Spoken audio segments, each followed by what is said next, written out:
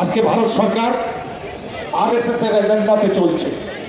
একটা ভয়ঙ্কর সত্যি, আমি অনেক জায়গায় বলি, একটা দেশদ্রোহী রাজনৈতিক দল, ভারতবর্ষ ভারতবাসীর দুর্ভাগ্য, সেই দেশদ্রোহী রাজনৈতিক দল আজকে রাষ্ট্র ক্ষমতায় আসীন হয়ে আছে এবং যা হওয়ার তাই হচ্ছে।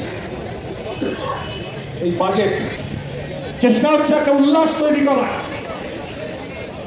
মধ্যবিত্তদের নাকি একটা নবজীবন এই বাজেটের মধ্য দিয়ে এই সরকার দান করেছে। ভারতবর্ষের কটা লোক মাসে 1 লক্ষ টাকা বেতন পান, মাসে 2 লক্ষ টাকা বেতন পান? তাদের জন্য কিছু আয়কর ছাড় দিয়ে যদি ভারতবর্ষে অর্থনীতি চাঙ্গা করা যায়, তাহলে তো সমস্ত অর্থনৈতিক বিদ্যা বুদ্ধি মিথ্যে হয়ে যায়। রেকর্ড মুদ্রাস্ফীতি